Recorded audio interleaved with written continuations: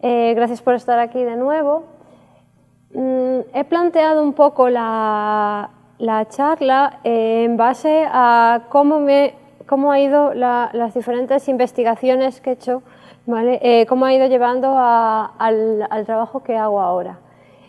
Entonces, vale, digamos que el motivo o la fuerza que me ha llevado siempre a trabajar en temática de energía fue los problemas que tenemos actualmente de cambio climático. En los últimos años más acusados, con más presencia en prensa, en redes sociales y demás, pero ya desde que yo empezaba a estudiar ya era una temática de interés.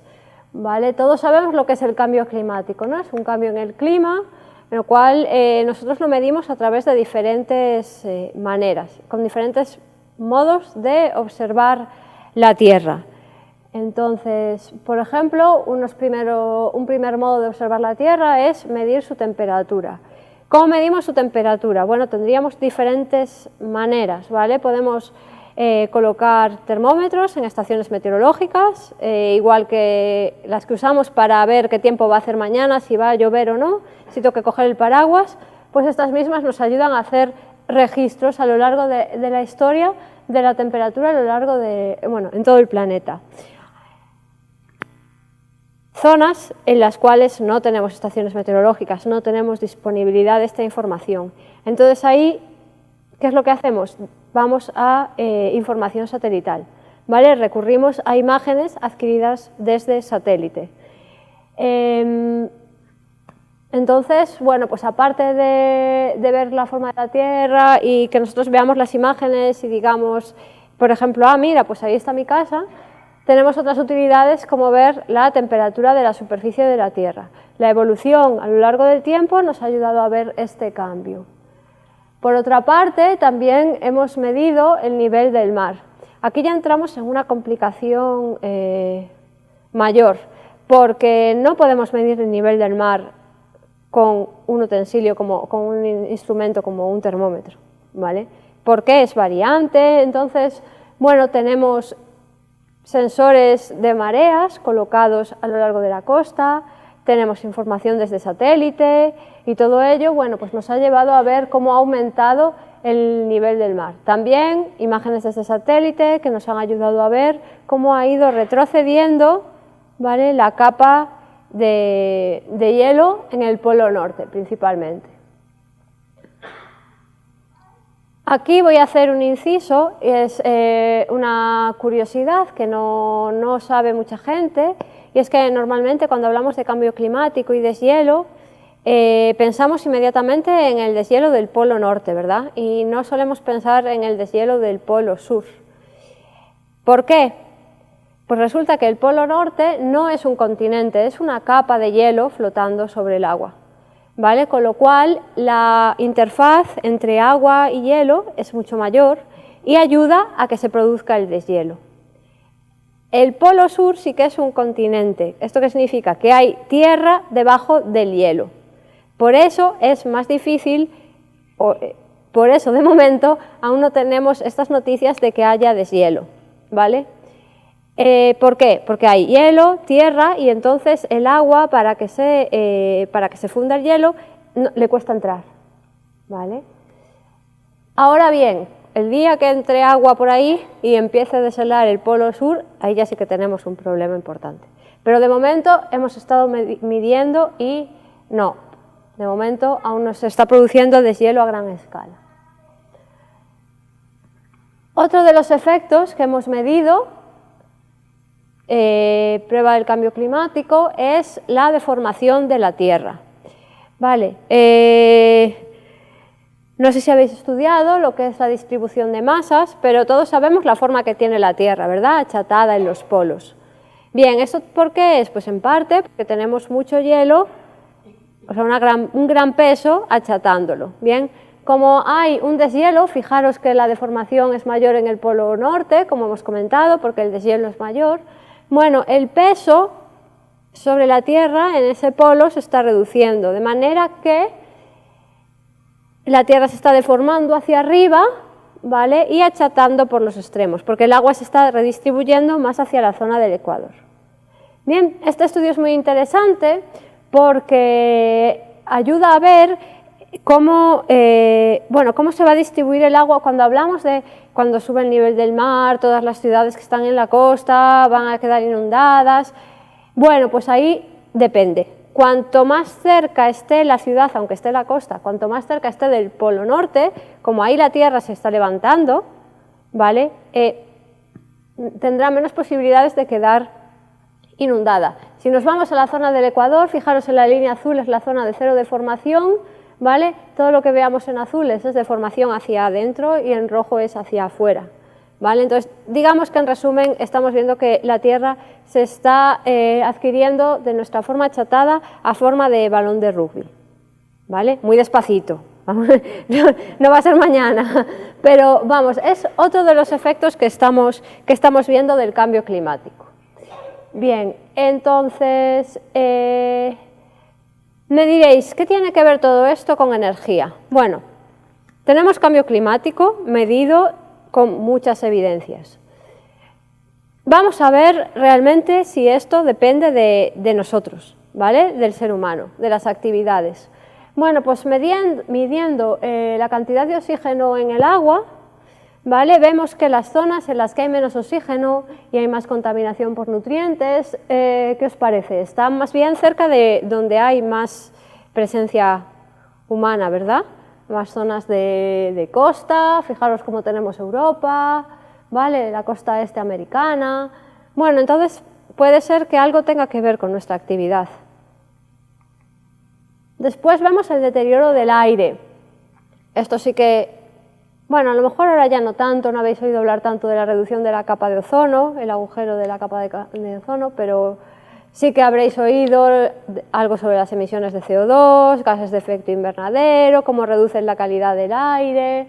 Bueno, pues ya fijaros en el gráfico de la derecha vuestra, tenemos en rojo cómo ha ascendido la concentración de CO2 en la atmósfera a lo largo de los años. La última medida es del 2010. Y la línea azul es cómo ha aumentado las emisiones por efecto, o sea, las emisiones del ser humano. Vale, veis que hay una pequeña diferencia, pero que en general la línea es prácticamente paralela, ¿sí? Con lo cual, bueno, pues parece que algo de culpa sí que tenemos. Algo estamos haciendo. ¿Vale? Al lado tenéis la reducción en la concentración de oxígeno en la atmósfera, ¿vale? Que va paralela al aumento de CO2, ¿vale? Entonces, bueno, siguiente caso, ya vemos cómo hemos afectado el agua, vemos cómo hemos afectado el aire, pues también hemos afectado el suelo. Vemos cómo con diferentes imágenes satélites tenemos todo lo que veis en rojo es vegetación, ¿vale? Que se clasifica como rojo en la banda del infrarrojo, que ahora veremos. ¿Vale? Al lado veis que en 10-15 años cómo se ha reducido la cantidad de vegetación, en este caso es el ejemplo de Brasil. ¿Vale? Entonces, vale, también tenemos afectación en el suelo y tenemos vegetación en la biodiversidad.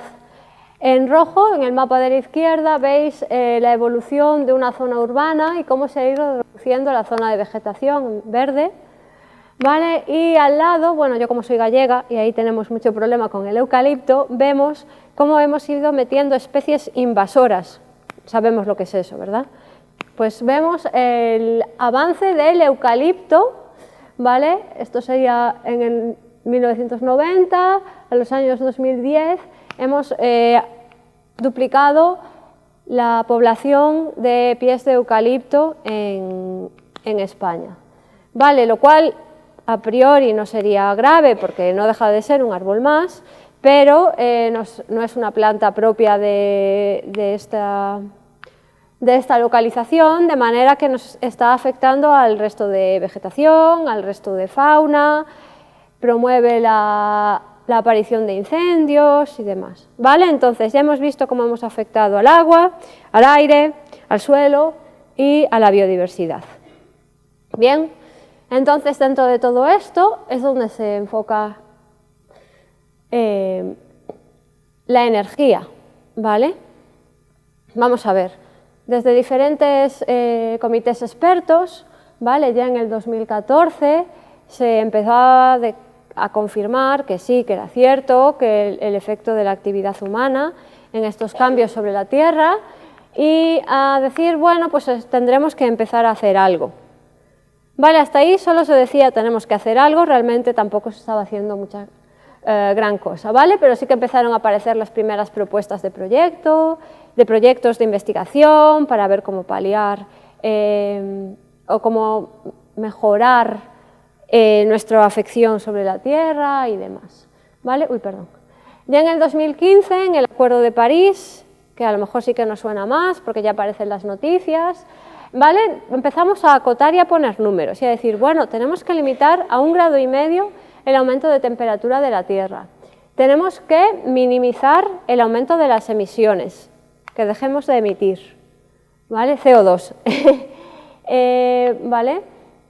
Bueno, pues entonces los países desarrollados decidieron que para el 2050 iban a reducir sus emisiones al 50% y al 100% en el 2100. Este acuerdo, que sí que fue ratificado por muchos países, por otros muchos no, con lo cual estamos ahí viendo si va siendo útil o no. En cualquier caso ya vemos por dónde van los tiros, ¿no? Reducir emisiones de CO2. ¿Para qué? Para tratar de resolver todo esto que hemos ido viendo antes. Además salió hace poco la Agenda 2030 sobre los objetivos del desarrollo sostenible. ¿Vale? Esto es una agenda establecida por la ONU, ¿vale? Con un plan de acción para las personas, el planeta y la prosperidad en general. Veis que ha establecido 17 objetivos, ¿vale? Centrados en multitud de campos, pero centrados en la energía, más o menos, tenemos dos. Tenemos el objetivo 7 de energía sostenible y asequible para todos y el objetivo 11 de ciudades y comunidades sostenibles. Son dos objetivos de 17, vemos que el proceso energético tiene bastante peso en el bienestar en general. Si nos centramos en el objetivo 7, fijaros que, claro, esto es un poco complicado, porque por un lado queremos reducir las emisiones de CO2, ¿vale? Esto parece más fácil. ¿Qué tenemos que hacer? Dejar de quemar, dejar de usar combustibles fósiles. Bien, y tenemos que reducir nuestro consumo de energía, ¿vale? Pero luego tenemos otra gran parte del mundo, ¿vale? Si nos vamos a África o a las zonas más pobres de Sudamérica, por ejemplo, Asia, ¿cómo le vas a decir a alguien de una aldea de África que deje de consumir energía si no tiene y no consume? Y vive como vive. Y si cocina como pueda cocinar, quema madera porque es lo que tiene. Entonces aquí tenemos este objetivo complicado en el cual tenemos que intentar igualdad, conseguir que la energía llegue a todo el mundo y a la vez que no consumamos más energía de la que realmente necesitamos y a la vez que no emitamos más CO2. ¿Vale? ¿Cómo hacemos? Pues aquí es donde entran las energías renovables. ¿Vale? ¿Por qué? Porque si nosotros queremos proporcionar energía a todo el mundo, lo más fácil, de una manera más o menos económica, lo más fácil va a ser abastecer a cada una de estas personas, ¿sí? Darles un acceso a una fuente energética. ¿Y cómo hacemos eso? ¿Vamos a hacer grandes centrales a diestro y siniestro, que sería lo que estamos haciendo, lo que hicimos hasta hace poco?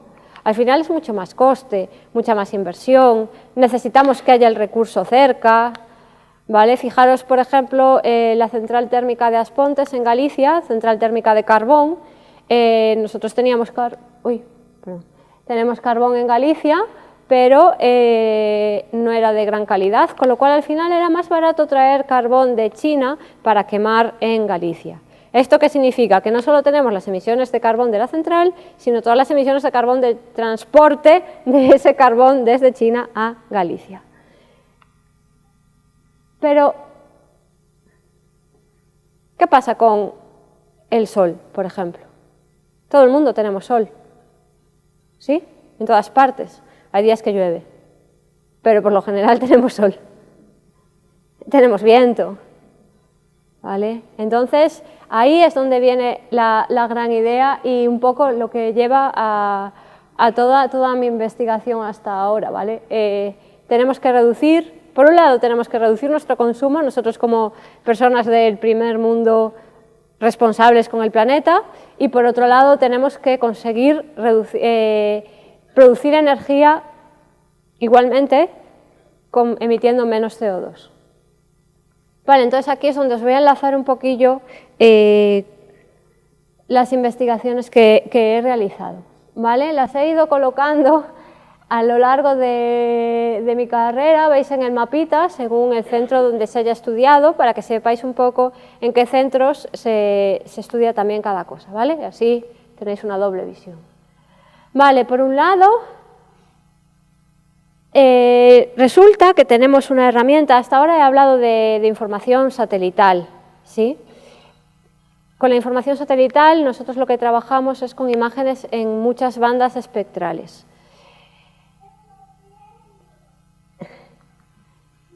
¿Qué significa esto? ¿Qué significa esto? Que nosotros, aparte de ver lo que vemos, ahí estamos en la banda del visible, ¿sí? La luz visible, ¿vale? Nosotros tenemos la capacidad, gracias a las nuevas tecnologías, de observar en franjas del espectro diferentes, ¿vale? Entonces, para esto, una de las más útiles es el infrarrojo. Y entrando un poco más en el infrarrojo, y la banda que más me gusta a mí de todas, es el infrarrojo térmico. ¿Qué hace el infrarrojo térmico? Bueno, ¿a qué se corresponde? Es la señal o en la longitud de onda en que todos los cuerpos emiten radiación en función de su temperatura. Con lo cual, nosotros con la cámara lo que captamos es mayor o menor radiación en función de la temperatura del cuerpo y así podemos medir la temperatura, ¿vale? A través de esta radiación, ¿vale? Entonces, ¿por qué es una de las bandas que más me gusta? Pues que nos permite muchísimas aplicaciones. Por ejemplo, ver patologías en edificios. ¿Vale? Esta fue mi primera incursión en los temas energéticos, ver eficiencia energética en edificación. ¿Sabíais que en España el 70% de los edificios son antiguos, hechos con materiales antiguos, tienen grandes pérdidas a través de la envolvente, es decir, a través de las fachadas, a través de las ventanas? ¿Vale? Entonces, vamos a realmente a ver qué es lo que ocurre. ¿Vale? Entonces, uno de los primeros estudios con termografía infrarroja es aprovechar para ver dónde puede haber pérdidas de calor. Gracias a ello, lo que vemos es que hay faltas en aislamiento, ¿vale? Cuando tenemos zonas con humedad, debido a las diferentes temperaturas. Si todo está a la misma temperatura, más o menos es perfecto. Ahora que si empezamos a ver, no sé si veis en este edificio que está como más en amarillo, una zona verde arriba encima de las ventanas, pues ahí, por ejemplo, tenemos una humedad, con lo cual ahí ya vamos a tener más gasto energético del que necesitamos, ¿vale? A todo esto le hemos unido tecnologías que nos permiten medir en 3 dimensiones. A todos nos suena el coche de Google, ¿verdad? ¿Y sabemos qué equipación lleva? A lo mejor hay menos. Está equipado, bueno, aparte de un montón de cámaras, ¿vale? Y cámaras de 360 grados que nos permiten hacer una navegación en el espacio, pues está equipado con otros sistemas que son tipo LIDAR. ¿Qué es lo que hacen estos equipos? Pues lanzan un rayo láser, normalmente en la banda del infrarrojo cercano, que nosotros no lo podemos ver, lanzan el rayo, este rayo choca con un objeto, vuelve al equipo y el equipo, en función del ángulo de este rayo y del tiempo que ha tardado en ir y volver la señal, puede calcular sus coordenadas en 3 dimensiones. ¿Vale? Entonces, ¿qué podemos hacer con ello? Podemos empezar a cuantificar. Si nosotros sabemos que en esa zona hay una humedad que la detectamos con termografía infrarroja y gracias a que conocemos la geometría en 3 dimensiones, conocemos la superficie que ocupa, podemos empezar a cuantificar cuánto calor se pierde por ahí, podemos cuantificar qué obra tenemos que hacer para arreglarlo, qué cantidad de material necesitamos, ¿vale? Todo eso. Entonces ahí ya tenemos un primer paso. Nosotros, que vivimos más o menos cómodamente, ¿qué podemos hacer de manera fácil? Vamos a analizar nuestras casas y podemos ver por dónde perdemos más calor, ¿sí? Y cómo podemos reducirlo, con qué inversión.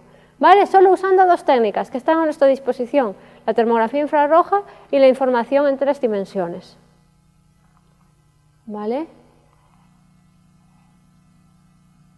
Esto es visto desde fuera. Pero ¿qué pasa? Ocurre que muchas veces la falta se ve mejor desde dentro. Uy. Vale.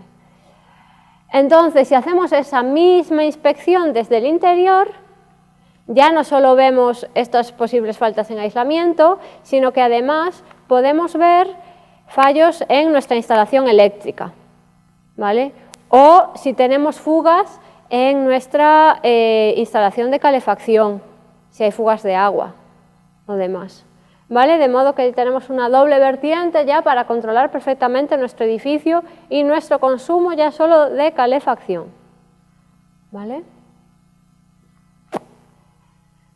Muy bien, entonces tenemos la información de temperaturas, podemos detectar fallos, podemos medirlos, tenemos las coordenadas en 3 dimensiones, pero vamos a saber un poquito más. ¿Qué nos permite también la técnica de la termografía infrarroja? Nos permite, obviamente tenemos una distribución de temperaturas, ¿vale? Entonces nos permite estudiar los materiales. Y entonces ahí podemos decir, si yo coloco madera, la madera es un material conocido y muy útil ahora para efectos energéticos porque es gran aislante, se comporta bien energéticamente y demás. Pero entonces vamos a colocar la madera en nuestra casa, bien como revestimiento, en la fachada. ¿La puedo colocar de cualquier manera? A priori, la colocamos como está y ya está, ¿no? O sea, como sea y listo.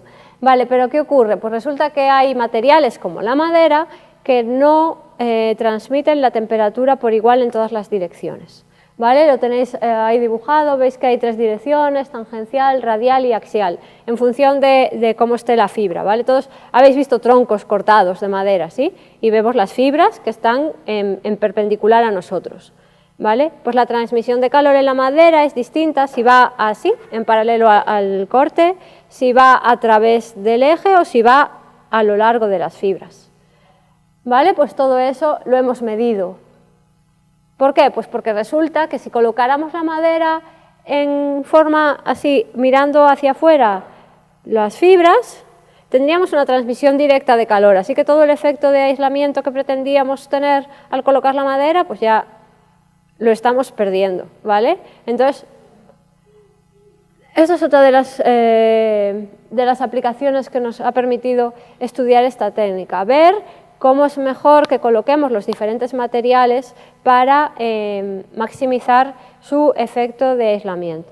Esto es sobre todo acusado, y vosotras lo veréis cada vez más, porque cada vez tenemos más materiales compuestos, ¿vale? Que están formados por rejillas con diferentes posiciones, cruzadas, en perpendicular, con ángulos, ¿vale? Entonces, son los que se usan principalmente en los aviones, ¿vale? Son materiales compuestos, pero cada vez más se están abriendo a otras aplicaciones, con lo cual en breves yo diría que los veremos en edificación. Con lo cual pues es muy importante también que conozcamos cómo se comportan los materiales entre sí, cómo se comportan los materiales al calor, ¿vale? Aunque a priori digamos materiales, energía, no tienen nada que ver, pues sí, podemos tener bastante que hacer en ese ámbito. Vale, una vez visto esto, hemos visto técnicas para hacer modelos en 3D, estudiamos materiales, estudiamos cómo podemos detectar fallos en edificación. ¿Vale? Pues otra de las siguientes aplicaciones de esta técnica es hacer análisis de evapotranspiración, se llama. Es decir, de qué cantidad de agua se pierde del terreno. ¿Vale? ¿Para qué es útil esto? Para saber tratar con la vegetación, qué es lo que sabemos regar, cuánto necesitamos regar, cuánto no. ¿Y esto qué tiene que ver con la energía? Porque si necesitamos regar, necesitamos energía para bombear ese agua, por ejemplo. ¿Vale? Entonces, bueno, como veis, y esto ocurre también en edificios, ¿vale? Aquí lo que tenemos es un ejemplo de un ensayo de laboratorio hecho con obstáculos sobre material tipo arena, ¿vale? Para ver qué es lo que ocurre. Fijaros, cuando no hay nada, toda el agua se evapora del terreno, ¿vale? Veis que está la superficie muy caliente porque todo se evapora.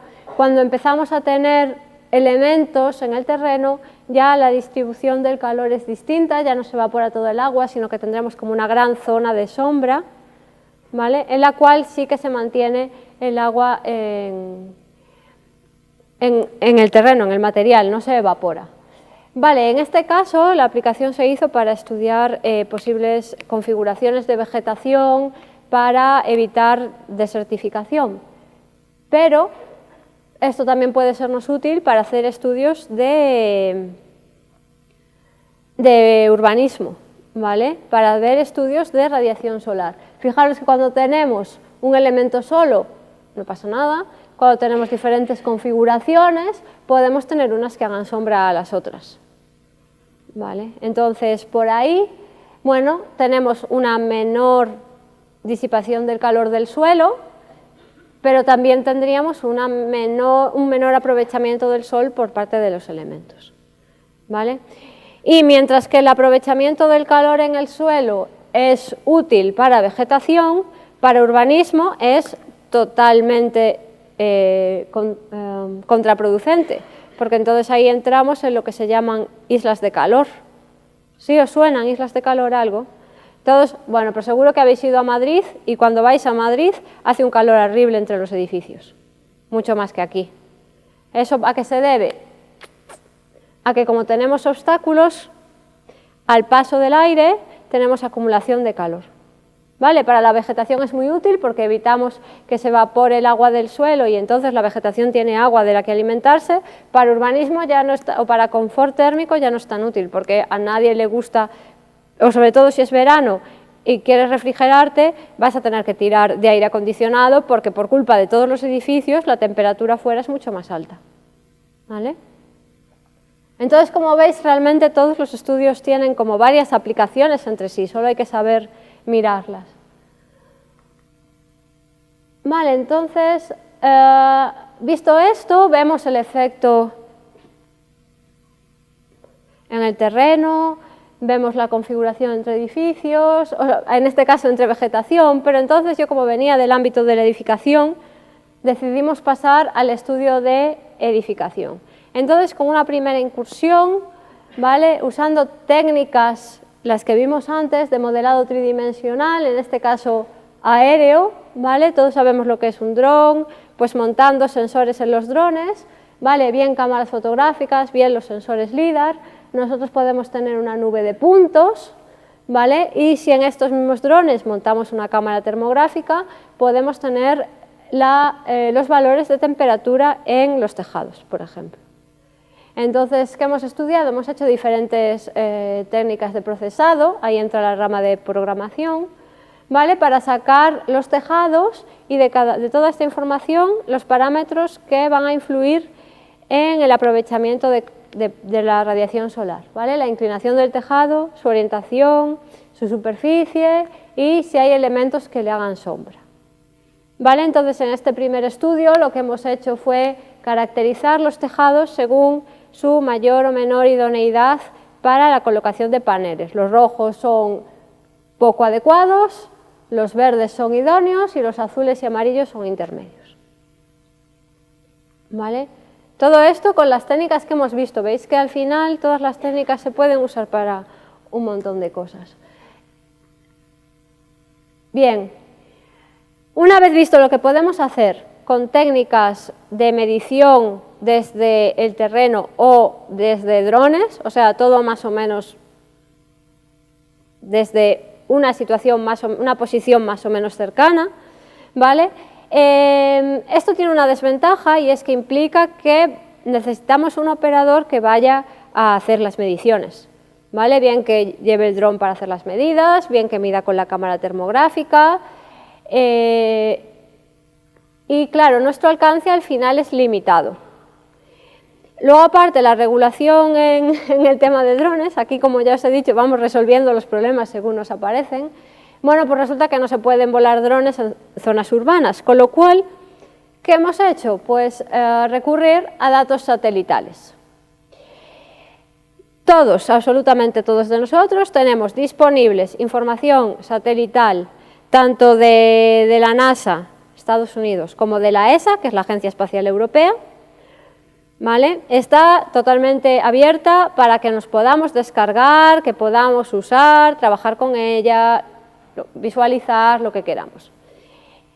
Pero muy poca gente lo sabemos, realmente solo los que estamos en el ámbito científico usamos estos datos, y el potencial y la cantidad de cosas que podemos hacer con esta información es enorme, ¿vale? Lo que pasa es que a veces hay que trabajar un poquito con ella para mejorarla. Entonces, por ejemplo, igual que tenemos termografía infrarroja, que os decía antes, que medimos las temperaturas, pues desde el satélite también hay satélites que miden en esta banda espectral.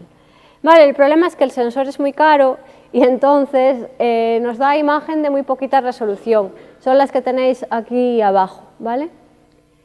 Tenemos una imagen con resolución de unos 30 metros. Si queremos estudiar edificios, muy pocos edificios vamos a poder estudiar si tenemos un dato cada 30 metros, ¿nos parece? Con lo cual, bueno, pues uno de los desarrollos, aquí vuelve a entrar la programación, ha sido aumentar la resolución de estas imágenes.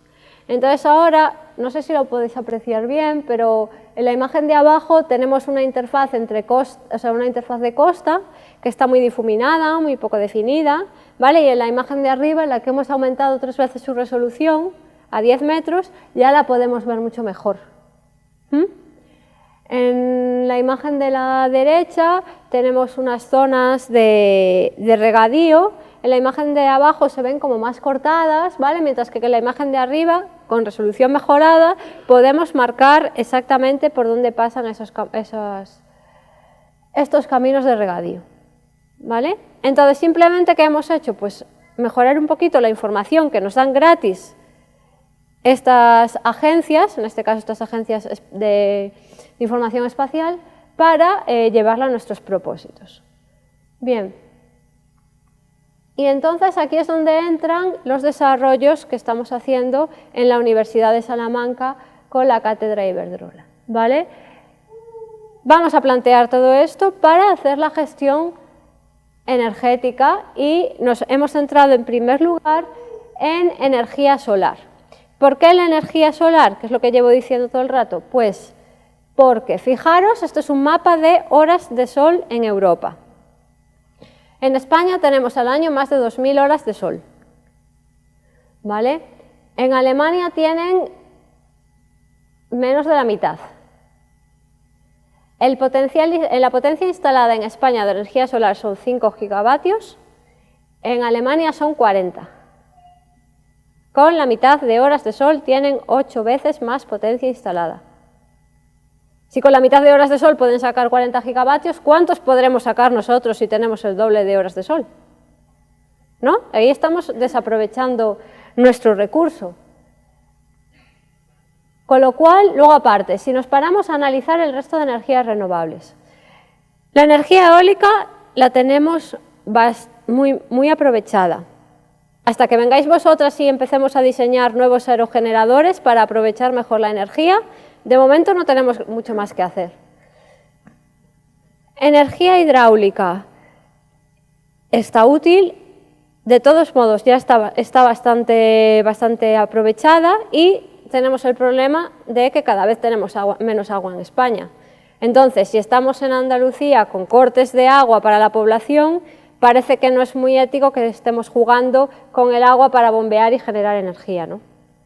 Entonces, bueno, mejor vamos a tratar de no jugar con el agua. Luego, aparte, sobre todo, tenemos este gran potencial solar.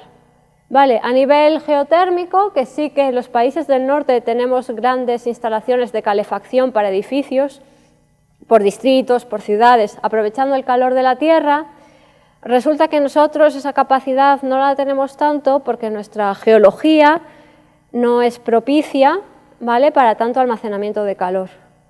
Salvo en Canarias, que sí que tenemos zonas volcánicas, y algún punto con explotación hidrotermal, como creo que tenéis por aquí en Salamanca y en Orense también.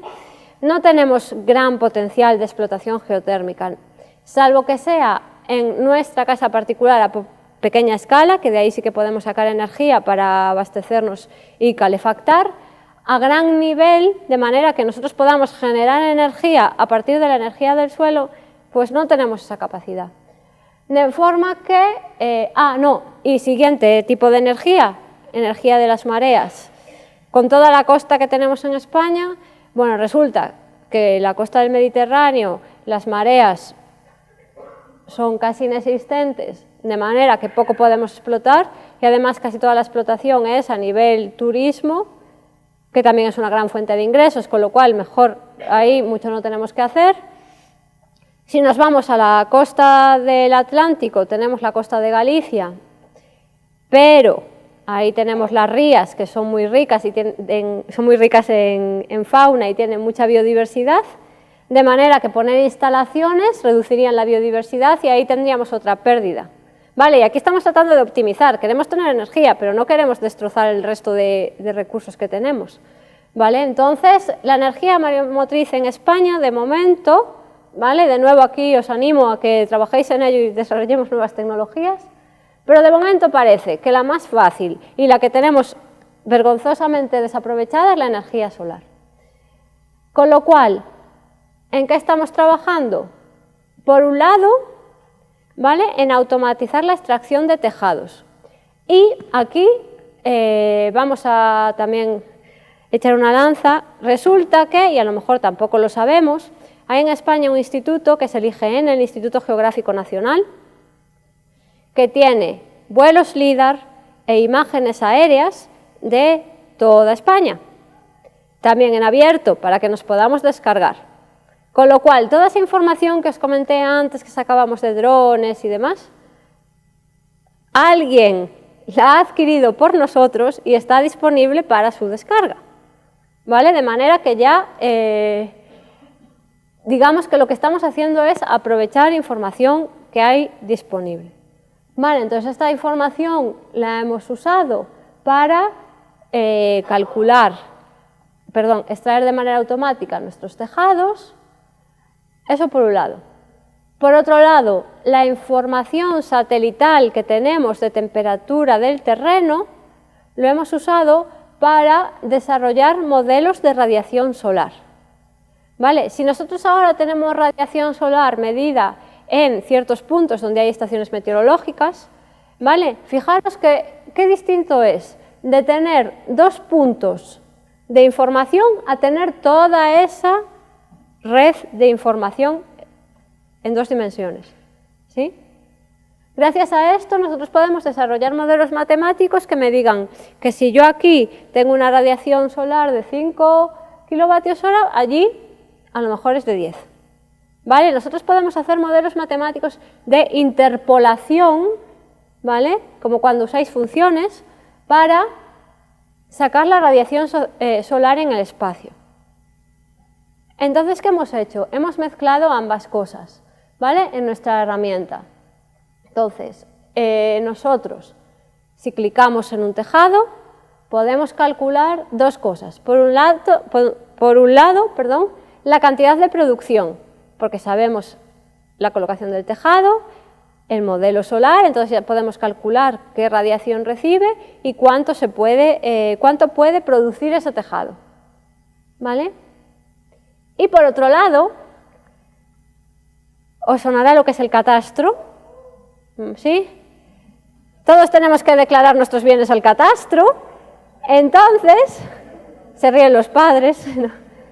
Bueno, pues resulta que tenemos en abierto también los usos que tiene cada una de nuestras construcciones, ¿vale? De manera que yo, si voy a una posición de un tejado, puedo saber que tiene un uso residencial, o si es un edificio en el que viven varias personas, podemos saber que tiene 8 viviendas de 70 metros cuadrados cada una, que 9 metros cuadrados son de usos comunes, ¿vale? ¿Y esto para qué nos sirve? Aparte de que para que nuestros padres tengan que pagar, nos sirve para saber cuál es la pauta de consumo de la gente que vive en esa casa, ¿vale?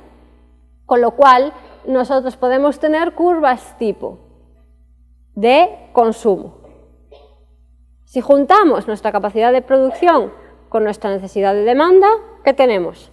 Un sistema de gestión de nuestra producción energética, basada en energías renovables, ¿vale? Y todo esto usando técnicas que al final son imagen, en este caso una imagen un poco especial en el infrarrojo térmico, pero que tenemos disponible a través de todas las agencias espaciales, y geometría, ¿vale?, adquirida con datos LIDAR, que en el caso de España y de prácticamente todos los países europeos también están recogidas por agencias nacionales, ¿vale? Entonces, fijaros cómo solo con 2 fuentes de datos, bueno, y la fuente de datos del catastro, de qué usos tenemos de cada edificación. Pero fijaros que con esas 3 fuentes de datos nosotros podemos calcular cuánto potencial solar tiene nuestro tejado a lo largo del tiempo, ¿vale? Vamos a poder gestionar cuánta radiación recibimos mañana, pasado, ¿vale? Y cuánto y podemos tener una previsión más o menos de cuánto vamos a consumir, ¿vale? Solo con esas 3 fuentes de datos. ¿Haciendo qué? Estudiando su matemática, sigue siendo matemática, pero su geometría, ¿vale? Y programando un poquillo, ¿vale? No sé si tenemos internet en el ordenador. ¿Sí? Okay. Si puedo entrar.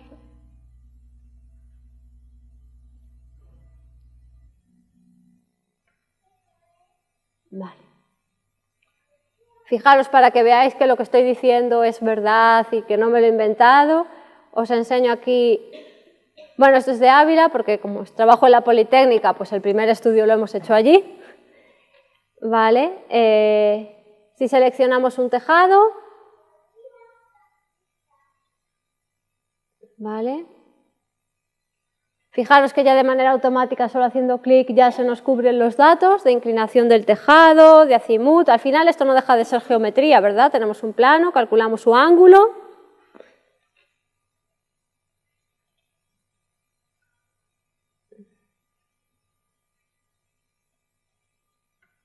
No sé si... ahora. Uy. Esperar.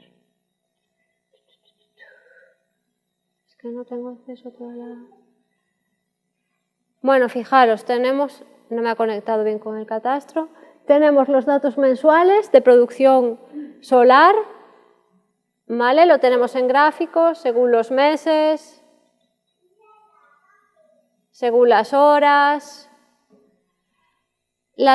de sol equivalentes, que es el parámetro que usamos para dimensionar las instalaciones solares, ¿vale? Quedaros con ese término, horas de sol equivalentes,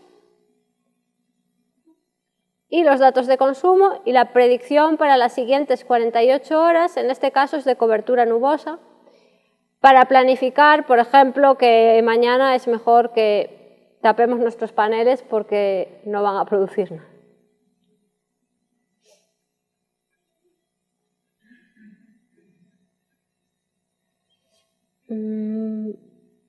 No sé volver atrás.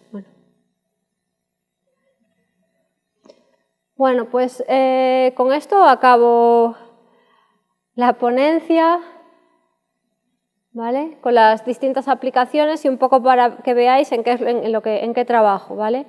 En usar información satelital e información geométrica para hacer estudios de potencial energético. Sí, es que no sé.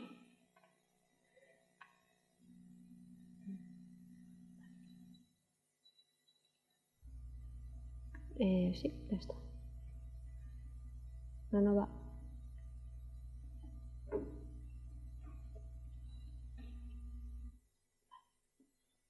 Vale, ya está.